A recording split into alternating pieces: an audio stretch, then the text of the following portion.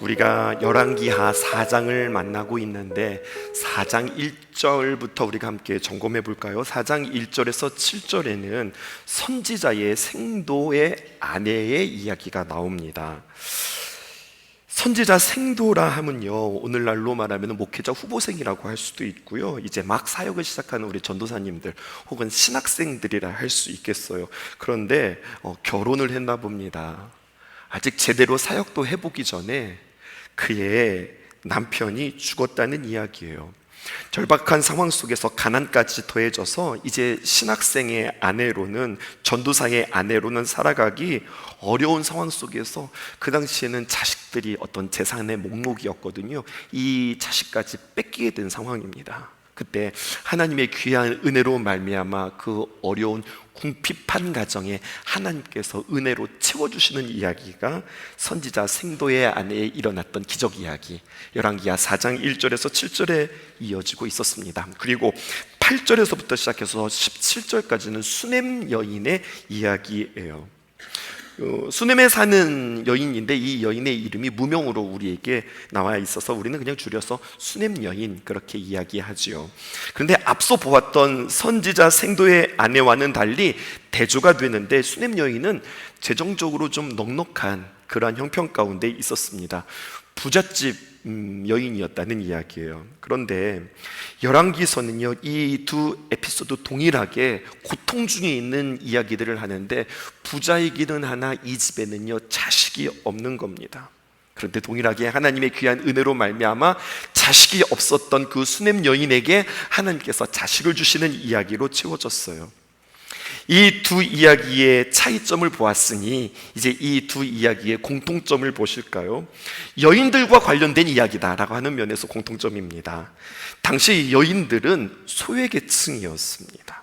하나님은 어떤 하나님이시냐? 그렇게 소외계층이었던 여인들을 돌보시고 과부들을 돌보시고 연약한 자들을 살피시는 하나님이라고 우리에게 이야기해주고 있고요, 또 한 가지 공통점이 있는데, 어떤 공통점이냐, 이런 겁니다. 다양한 삶 속에는 다양한 문제들을 각각의 사람들이 다양한 모습으로 겪고 살아가고 있다라고 하는 겁니다.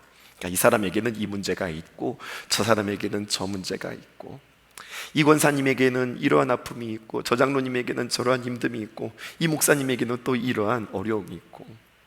여러분, 저에게는 어려움이 있을까요? 없을까요? 아유, 목사님이 무슨 어려움이 있겠어요 생각하기 쉽겠는데요, 아니요, 저에게도 좀 어려움이 있습니다. 그런데 여러분, 그렇기 때문에 우리는 하나님 앞에서 누구냐, 다 같이 이렇게 고백하는 겁니다. 누구냐? 우리는 모두가 다 하나님의 은혜가 필요한 사람입니다.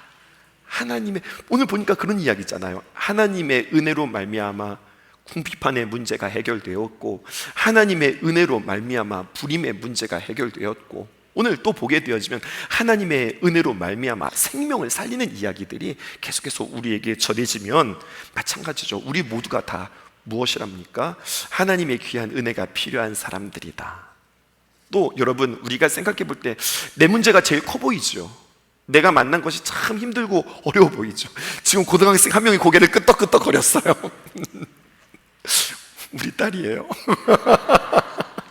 그런데 여러분, 자기가 만난 것은 큰 고통이고 힘든 일이겠지만, 여러분, 또 한편으로 생각해 보면 그 문제, 어떻게 보면 참 심각하고 어려운 문제지만 또 다른 면에서 보면 그까짓 거 또 주님 안에서 이길 수 있고 넘어설 수 있다, 이렇게 고백하실 수도 있으셔야 하겠습니다. 첫 번째 이야기입니다. 아들의 죽음과 여인의 반응 이야기입니다. 17절에 하나님의 은혜로 아들을 얻었고, 18절에 보니까 그 아이가 자라나는 이야기가 성경에 기록되어져 있습니다.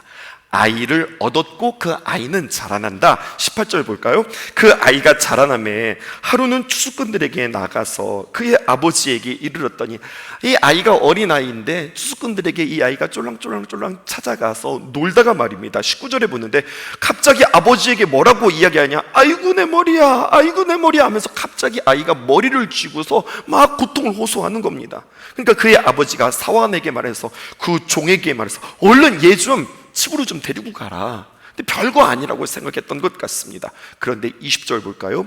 어머니에게로 데려갔는데 어머니가 낮에까지 아이를 이렇게 무릎에 앉히고서 괜찮아 괜찮아 다독이고 재웠는데 그러다가 아이가 죽은 거예요. 여러분, 이 이야기를 통해서 우리는 이런 고민이 생기는 거죠. 이 아이가 하나님께서 주신 아이인데 이 아이가 잘 자라다가 이 아이가 죽었다. 하나님이 이렇게 데려가신다고? 아니, 지금 어느 정도 산 뒤에 자신의 수명을 채우고서 하나님께서 데려가신 게 아니라 어린 아이가 이렇게 죽는다고? 아이, 그럴 거면 차라리 없는 게 낫지. 이렇게 있다가 없어지면 오히려 상실은 더 크고 더 큰 고통이기에, 여러분, 받은 그 선물은 오히려 우리에게 원망과 절망으로 또 가득 찬 탄식으로 우리에게 나타날 거라는 거죠. 그런데 이 여인의 행동이 특별합니다. 어떻게 행동합니까? 21절에 보니까 그의 어머니가 올라가서 아들을 하나님의 사람의 침상 위에 두고 이렇게 표현하고 있어요. 늘 엘리사가 이 집에 방문할 때에 이 집이 조금 여유가 있고 좀 넉넉한 집이라고 그랬잖아요. 그 집에 게스트하우스를 하나 만들어 놓았던 것 같아요. 그래서 이렇게 선지자들이 오면 또 신학생들이 오면 우리 집에서 이렇게 묵을 수 있도록 그렇게 다락방을 준비해 놓았는데, 그러니까 그 방은 비어있는 방이거든요. 이 아이를 엘리사가 누웠던 그 침대 위에다가 올려놓는 겁니다. 그리고 문을 닫았어요.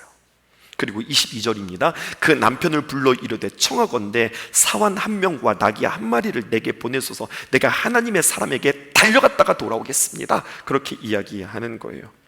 아이가 죽은 거에 대해서 남편에게 이야기하고 있지 않습니다.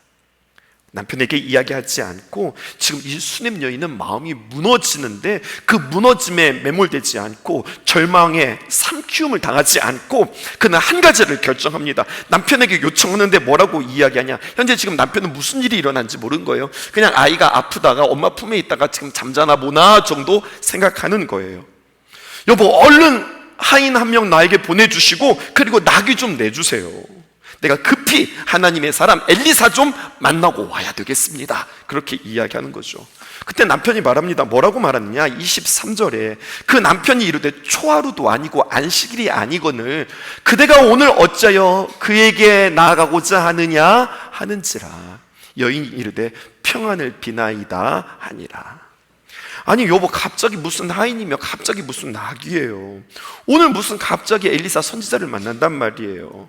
오늘은 초하루도 아니고 안식일도 아닙니다. 무슨 말이냐면 이 초하루의 매달의 첫날에 이 엘리사가 쭉 돌아다니면서 신방했거든요. 그러니까 우리 신방하고 비슷한 거예요. 그리고 안식일에 그렇게 성도들을 돌보았는데 오늘은 안식일도 아니고 매달의 첫날도 아닙니다. 근데 무슨 엘리사를 만나겠다고 그러는 거예요. 엘리사가 머무는 그 거처는 지금 여기가 수넴 여인이니까 수넴에서 사는 거잖아요.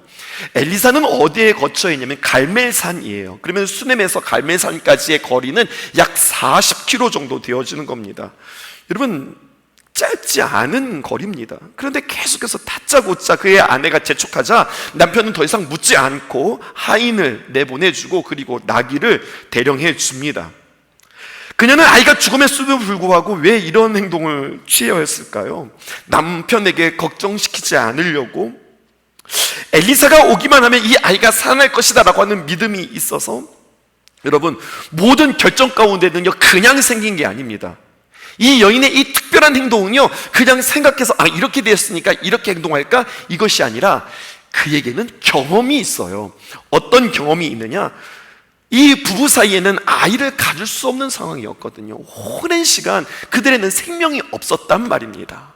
그런데 엘리사를 통하여서 하나님의 귀한 능력으로 생명을 잉태하는 경험들이 있었기에 엘리사를 오래도록 섬기면서 체득했던 육신의 삶이 아니라 영적인 삶과 영적인 지혜가 그들에게 있었기 때문에 이런 위기 가운데 상식으로 대응하는 것이 아니라 이 문제를 영적인 문제로, 신앙의 문제로 이 문제를 풀어가고 있는 거예요.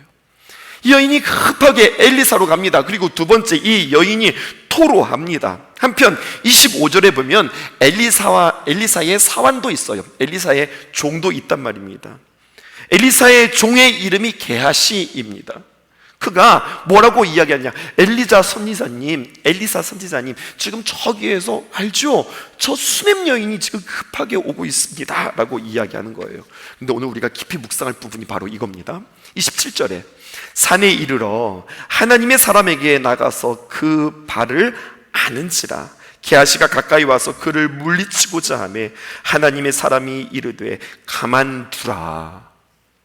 그의 영혼이 괴로워하지만은 여호와께서 내게 숨기고 이르지 아니하셨도다 하니라. 오늘 이 말씀 우리가 깊이 보겠습니다. 산에 이르렀어요. 갈멜산에 올라갔습니다. 그랬더니 이 수냄 여인이 엘리사를 만난 거예요. 얼마나 반가웠을까요? 또 얼마나 절박했을까요? 내가 이런 일이 있었어요, 우리 집에 이런 일이 있었어요, 뭔가를 막 설명하기 이전에 급한 마음에 엘리사를 보자마자 그의 발을 화락 끌어안습니다. 갑자기 돌발적인 행동이잖아요. 그러니까 그의 종 게하시가 아이 지금 뭐 하는 거예요? 하면서 이 여인을 물리치는 거죠. 그때 엘리사가 뭐라고 하냐? 가만두어라, 그냥 놔둬라, 그렇게 이야기하는 거예요. 그의 영혼이 지금 괴롭다, 이 여인이 지금 참 아프다. 근데 밑줄 쳐보시겠어요? 뭐라고 이야기하냐? 여호와께서 내게 숨기시고 이르지 아니하셨도다.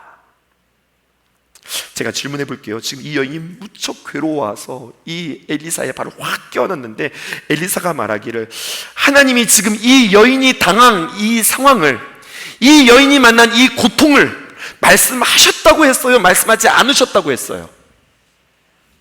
다시 한번요. 이 엘리사가 말하기를 하나님이 지금 이 여인이 당한 일을 나에게 지금 가르쳐 주셨다고 했어요? 가르쳐 주지 않으셨다고 그랬어요? 본문 띄워주세요. 27절입니다. 가르쳐 주시지 않았다고 이야기했습니다. 여호와께서 내게 어떻게 하셨다고요? 숨기셨다. 그리고 나에게 어떤 말씀도 하지 않으셨다. 이렇게 이야기하고 있어요. 여러분, 이것을 통해서 우리가 무엇을 알 수 있을까요? 이것이 바로 하나님의 사람들이 가져야 할 태도라고 성경은 우리에게 이야기해 주고 있어요. 이게 무슨 말이에요? 좀 더 여러분 따라와 보실까요? 나 알지 못해요. 이 일에 대해서 하나님께서 숨기셨습니다. 가르쳐 주지 않으셨습니다. 하나님이 말씀해 주시지 않으셨습니다 라고 정직하게 말할 줄 알아야 된다는 거예요. 모르면서도 아는 양 행동하고 모르는 것을 아는 척하면서 행동하는 거 나쁘다는 거예요. 우리는 무엇인가 막 답을 주려고 그래요. 어려움이 있는 사람에게 무언가 대안을 주려고 그래요. 근데 예수님께서 말씀하세요. 내가 곧 길이요, 내가 방법이야, 내가 진리요, 내가 정답이요, 내가 생명이다. 결국 열매 맺게 하시는 분이 누구라는 거예요? 예수님이라는 거예요. 내가 곧 길이요, 진리요, 생명이라. 내가 곧 방법이고 내가 곧 해답이 나에게 있고 결국 나의 그 방법과 그 해답 끝에는 생명의 열매가 맺어진다. 예수님이 누구인지 우리에게 이야기해 주었어요. 그러면 예수님이 누구인지 알면 내가 누구인지를 정의해야 해요. 나는 누구일까요? 우리는 예수님을 바라볼 수 있도록 그 앞에서 그들을 돕는 자요, 안내자일 뿐입니다. 그런데 우리는 가끔씩 우리가 하나님 노릇할 때가 있다고 하는 이야기예요. 그러다가 뭐 되는 거예요? 교주 되는 겁니다. 누군가 나에게 질문할 때에 내가 모든 것들을 다 대답해 줄 수 있다고 생각하지 않았으면 좋겠습니다. 때로는 강력한 하나님의 감동이 있어서 이것은 하나님의 뜻입니다라고 말해주지만, 때로는 침묵하시는 하나님 앞에서 내가 앞서가서 하나님의 말씀이 이런 겁니다라고 어느새 내 말이 하나님의 말인 것처럼 그렇게 전하지 말라는 거예요. 모르면 모른다고 이야기하셔야 되는 거예요. 하나님께서 숨기셨으면 숨기셨다고 말씀하셔야 되는 거예요.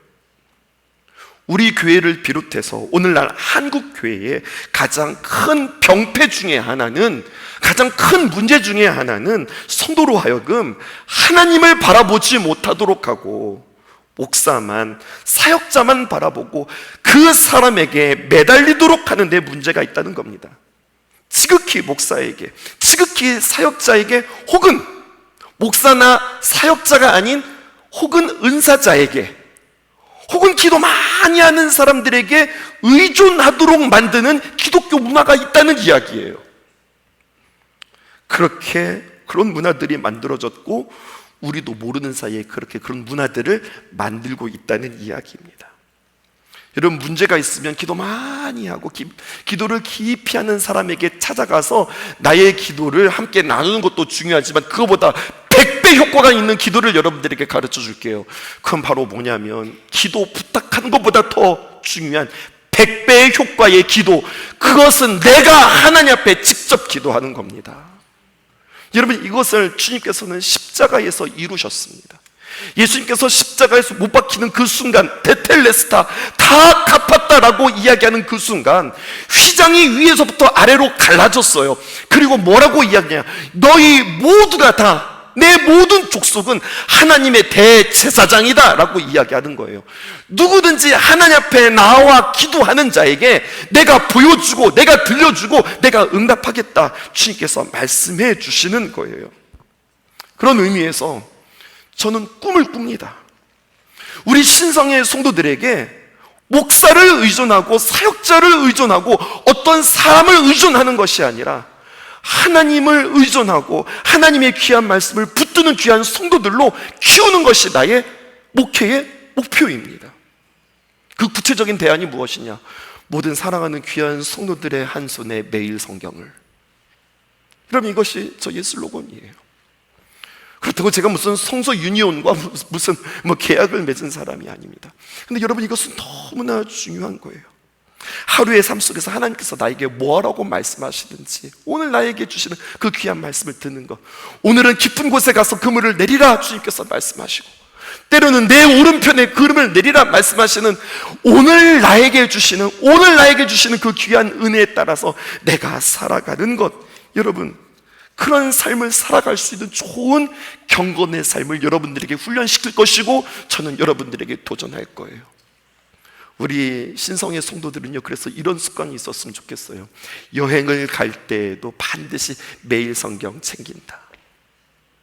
갑자기 사고가 나서 막 병으로 뛰어갈 때에도 그냥 맨손으로 막 뛰어가는 게 아니라, 지갑 들고서 뛰어가는 게 아니라 지갑 챙기고 매일 성경 붙잡고서 뛰어 들어간다.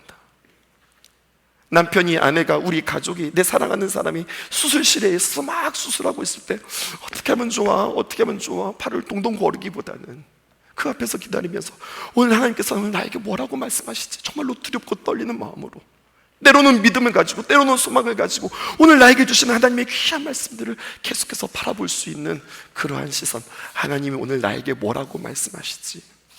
출근을 할 때에도 매일 성경을, 늘 학교에 가서도 매일 성경을 늘 옆에 끼고 보고 그렇게 하나님의 음성을 듣고 하나님의 방법을 구하는 성도님들이시기를 주님의 이름으로 축복합니다.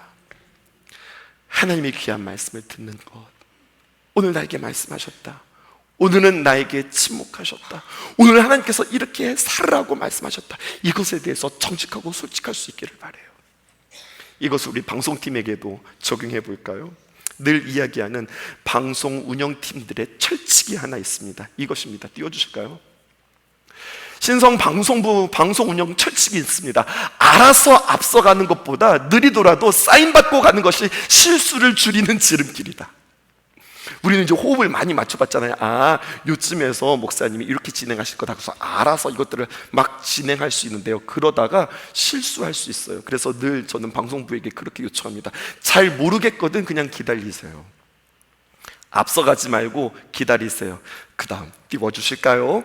어디를 띄워주실까요? 라고 이야기하고서 그렇게 띄워주시는 것이 훨씬 더 실수를 줄이는 방법입니다. 여러분들에게 그렇게 이야기하는 것 같아요. 여러분, 우리 신앙에도 적용해 볼까요? 알아서 빨리 가는 것보다, 알아서 앞서가는 것보다 차라리 느리게 천천히 가는 것, 모르면 잠시 머물러 서 있는 것, 여러분, 이것이 우리에 있어서 신앙에도 적용해야 될 그러한 적용점이라 할 수 있겠습니다. 아무리 바빠도 멈추어 서서 듣는 것, 오늘 하나님이 나에게 뭐라고 말씀하시지? 그렇다고 우리가 정확하게 듣는 것은 아니에요. 하지만 듣지 못한다고 가만히 있는 것이 아니라 계속해서 듣다 보면 하나님 오늘 나에게 이렇게 말씀하셨어, 그 훈련이 된다니까요. 의아실에서 지금 우리 아이들이 있는데 아이들 옹알이 할 때를 생각해 보세요. 아이들이 뭐라고 이야기해요? 태어나자마자 어머니, 아버지 감사해요, 이렇게 이야기하는 아이들은 없는 거잖아요. 무슨 말인지 모르고 아빠 막 이렇게 되는 거, 맘 엄마 되는 거, 무지 할아버지 막 이제 이렇게 되는 거 아니에요? 계속해서 듣기 훈련들이 우리의 삶에 있을 때에 어느 날 나는 분명히 하나님께서 이렇게 말씀하시는 것을 들을 수 있다, 이것을 꿈꾸면서 날마다 하나님의 음성 듣기 훈련이 저와 여러분들에게 있기를 주님의 이름으로 축복합니다. 28절 보실까요? 여인이 이르되 내가 내 주께 아들을 구하더이까 나를 속이지 말라고 내가 말하지 아니하더이까 하니. 지금 엘리사를 만나자 이제 이 여인이 무엇합니까? 토로합니다. 토한다는 말 여러분들 들어보셨죠? 내 안에 있는 모든 것들을 다 개워내는 거예요.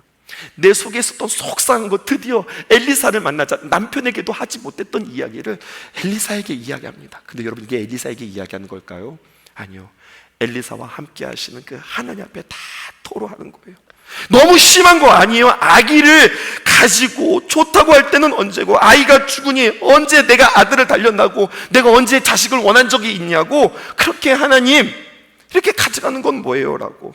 세상에서 제일 나쁜 거 줬다가 뺏는 거 아니에요? 나를 속이지 말라고 내가 말하지 아니하더이까 라고 하는 이 표현이요, 이렇게 번역할 수 있어요. 나 같은 사람에게 농담하지 말라고, 거짓말하지 말라고. 나 그렇지 않아도 아픈 사람이고 힘든 사람인데 나 같은 사람에게 장난질 치지 말라고 지금은 그렇게 그의 마음들을 토로하고 있는 거예요. 서름에 북받쳐서 그의 마음을 지금 쏟아내고 있는 겁니다. 어디 버릇없이 이렇게 이야기해요. 하지만 하나님은요, 버릇없는 기도라고 이야기하지 않으시고 오히려 솔직한 기도라고 용납하시고 기뻐하시고, 아니 그렇게 내 마음이 속상할 때는 그렇게 기도하라고 우리에게 말씀해 주세요. 기도의 핵심이 발견되시나요? 우리의 속마음을 진심으로 내어드리는 것, 꾸밈 없는 마음을 주님 앞에 드리는 것, 이것이 기도입니다. 그러자 이제 엘리사가 움직이기 시작해요. 어떻게 움직입니까? 먼저 29절에 먼저 그의 사환 게하시에게 먼저 내려가라. 그러자 다시 한번 여인의 간구가 등장합니다. 30절입니다. 우리 함께 읽어보실까요? 시작. 아이의 어머니가 이르되 여호와께서 살아계심과 당신의 영혼이 살아계심을 두고 맹세하노니 내가 당신을 떠나지 아니하리이까. 엘리사가 이에 일어나 여인을 따라가니라. 당신을 떠나가지 않겠습니다 이야기하죠. 앞에서는요, 우리가 토로하는 기도, 진실한 기도, 그리고 열심히 자신의 마음에 거짓 없는, 꾸림 없는 기도를 우리가 만났다면, 이 30절을 통해서 또 하나의 기도를 만나게 되어지는데, 저는 이것을 강청 기도라고 이름 붙이고 싶습니다. 간구보다 더 센 표현이에요. 강청. 하나님을 더욱더 간절히 오직 하나님만 붙잡고 매달리겠다고 하는 강한 의지와 결단을 다누며 내가 당신을 떠나지 아니하겠습니다 라고 하면서 그 하나님을 붙잡는 이 여인의 모습도 우리는 발견하게 되어지는 겁니다. 이제 마지막 보실까요? 게하시는 실패했고 엘리사는 성공했다고 하는 이야기예요. 엘리사보다 앞서간 게하시, 엘리사의 사환이 어떻게 했느냐, 엘리사의 지팡이를 아이의 얼굴에 놓았어요. 그런데 어떤 일도 일어나지 않습니다. 그러자 뒤늦게 엘리사가 찾아왔어요. 그리고 엘리사가 이 아이를 치유하기 시작합니다. 자세히 보아야 할 내용이에요. 교독하겠습니다. 32절 제가 읽습니다. 32절부터 37절까지 읽을게요. 엘리사가 집에 들어가 보니 이미 아이는 죽어 있습니다. 오래전부터 죽어 있었죠.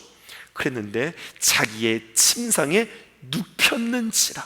아이가 죽었는데 집에 부모의 침상이 아니라, 아이의 침상이 아니라 자기의 침상에 누워 있는 것을 보았습니다. 그러자 32절 들어가서는 문을 닫으니 두 사람뿐이라.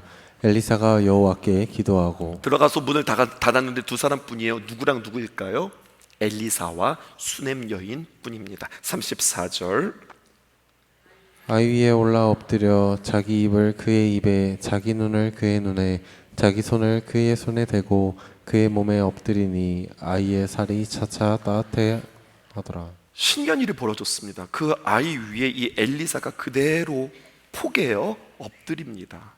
그래서 자신의 입을 그 죽은 아이의 입에, 그리고 자기의 눈을 그 아이의 눈에, 그리고 자신의 손을 그의 손에 이렇게 갖다 댑니다. 그리고 그의 몸에 엎드리니 아이의 체온이 점점 올라오기 시작합니다. 35절에 엘리사가 내려서, 침대에서 내려와서 집안에서 한번 이리저리 다리고 다시 한번 아이 위에 올라 똑같이 그렇게 포개어 엎드립니다. 그러자 아이가 7번 재채기하고, 또 재채기하는데 7번 할 건 또 뭘까요? 7번 재채기하고, 그리고 감았던 눈을 번쩍 뜹니다. 36절입니다. 함께 읽어보실까요? 엘리사가 게하시를 불러 저 수넴 여인을 불러오라 하니 곧 부름에 여인이 들어가니 엘리사가 이르되 내 아들을 데리고 가라 하니라. 37절 함께 읽으십시다. 여인이 들어가서 엘리사의 발 앞에서 땅에 엎드려 절하고 아들을 안고 나가니라. 이렇게 아이가 살아나는 이야기예요. 이게 어떻게 되어진 일일까요? 어떤 영적인 원리가 이 아이를 살아나게 했는지, 아이 위에 엘리사가 그대로 포개어서 입을 맞추고 눈을 맞추고 손을 맞추며 이렇게 그와 딱 포개는 이 행위가 어떤 원리에 의하여서 어떻게 이러한 기적이 일어났는지 주경가들의 해석들이 다 다양해요. 뭐 하나 일치되어지는 이야기들이 없어요. 그런데 오늘 제가 이 본문을 보며 아하, 이렇게 해서 아이가 살아났구나, 해답을 얻을 수는 없었지만 그런데 분명한 것 두 가지를 알 수 있었어요. 이것을 우리가 붙잡아야 할 것입니다. 첫 번째, 여러분, 이게 무슨 원리인지, 어떤 영적인 원리에 의해서, 어떤 공식에 의해서 이 아이가 살아났는지는 모르겠지만 우리가 분명히 알 수 있는 것은 이 엘리사가 이 수넴 여인의 아이를 대하는 이 모든 행동들엔 무엇이 있느냐?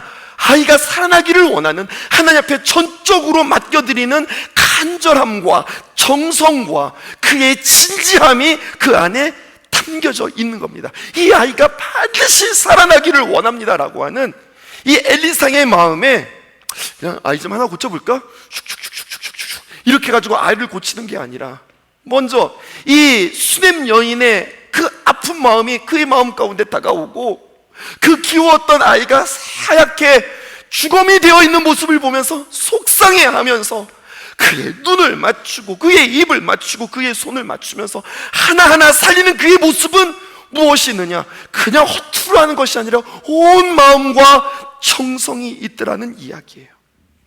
두 번째, 첫 번째는 정성이 있었다고 하는 이야기 한다면, 두 번째는 이 아이를 살게 하는 치유의 방법은 그 무엇으로도 해석할 수 없다.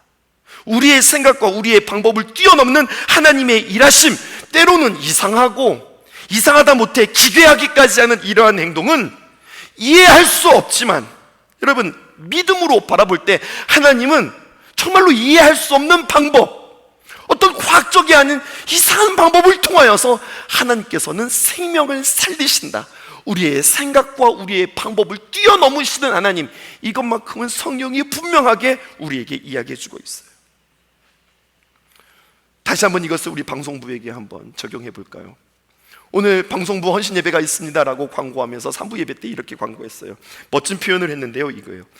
우아하게 헤엄치는 백조도 물밑에서는요 치열하게 다리를 움직이고 있는 겁니다. 우아한 백조처럼 자연스럽고 편안한 예배의 진행을 위해서 우리 방송부 팀원들이 얼마나 수고하고 노력하는지요, 이리저리 뛰어다니는지 몰라요. 이들을 위해서 격려의 박수를 하면서 박수 쳐줬단 말이에요. 또 박수를 쳐줄까요? 네, 박수 쳐주십시다. 처음에 우리가 함께 유튜브를 열었을 때 350명이었는데 지금 1000명의 구독자 수가 넘어갔고요. 또 요즘엔 이러한 통계들이 있어요. 한국에서뿐만 아니라 서울권에서 더 나아가 여러분 세계에서 저희 방송들을 듣고 있어요. 미국에서, 유럽에서, 심지어는 아프리카에서 우리의 방송을 청취하고 구독하고 있어요. 신기하다 그랬죠. 아, 멋진 표현이다. 백조의 우아함 밑에는 치열한 백조의 발길질이 있다. 그래서 오늘 저녁에 예배 오기 전에 백조한테 신방 갔거든요. 그랬더니 백조가 하는 얘기가 있어요. 목사님, 그거 아닌데요.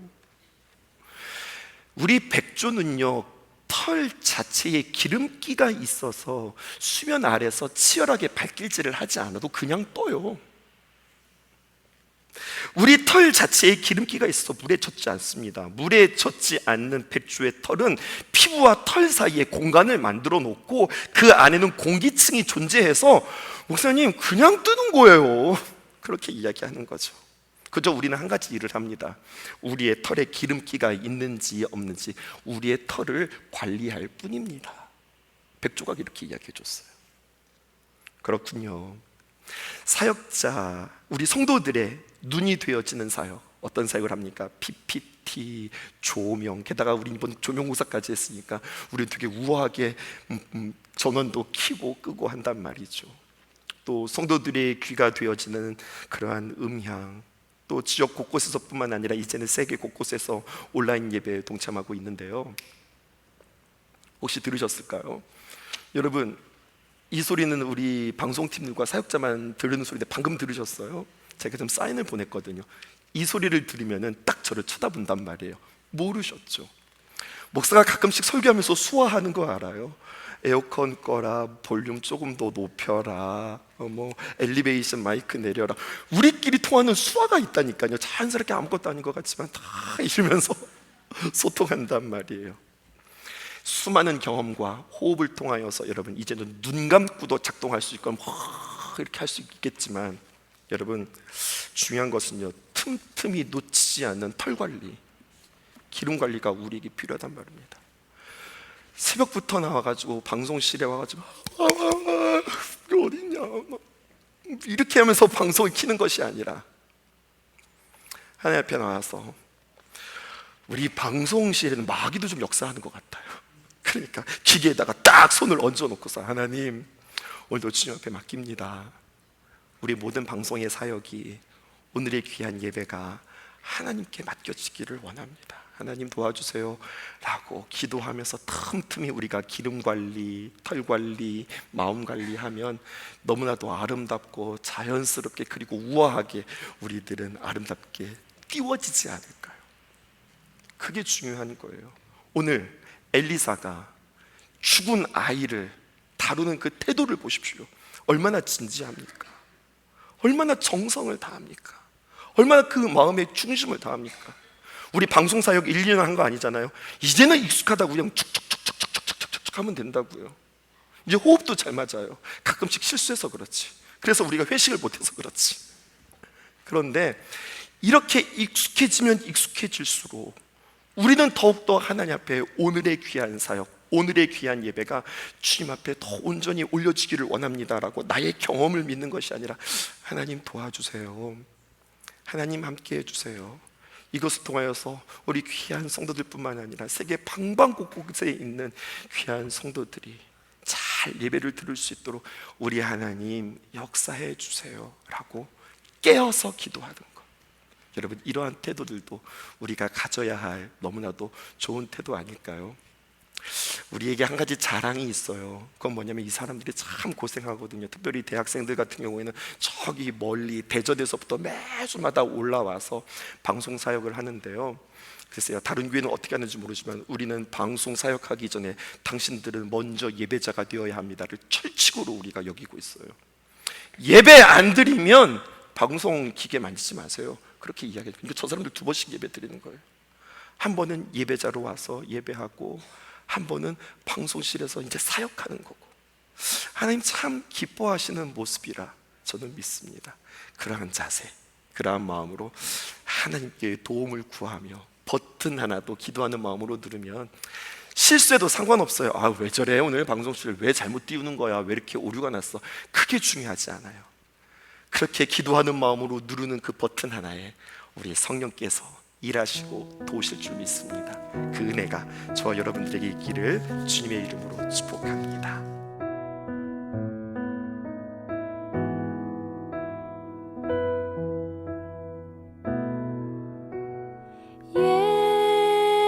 예수 사랑합니다. 사랑합니다. 온 마음 다하여 오직 주님 한 분만 간절히 더 원합니다.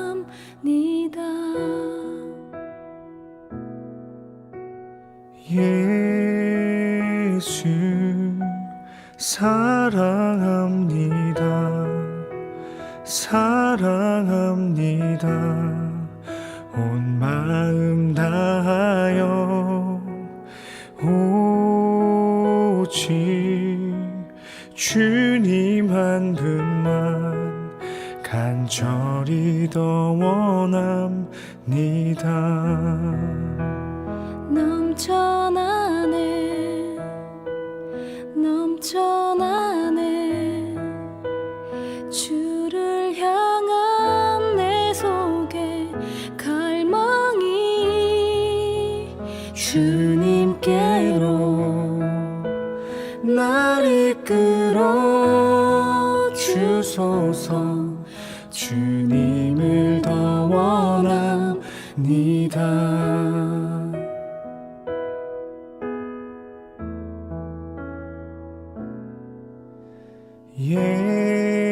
예수 사랑합니다. 사랑합니다. 온 마음 다하여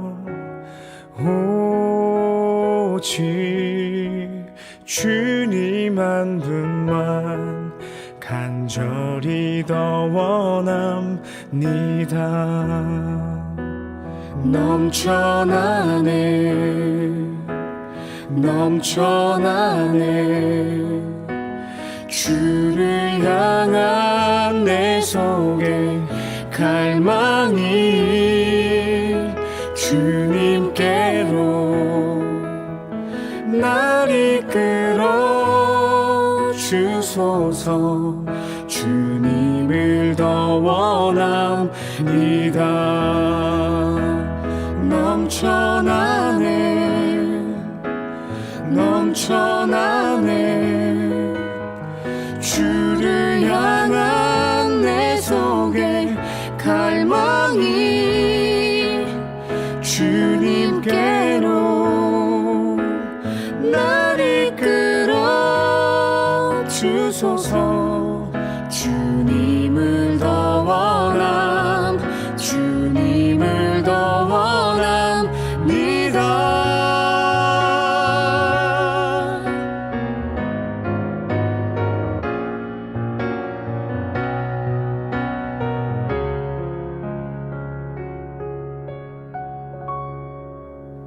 넘쳐나네 넘쳐나네 주를 향한 내 속에 갈망이 주님께로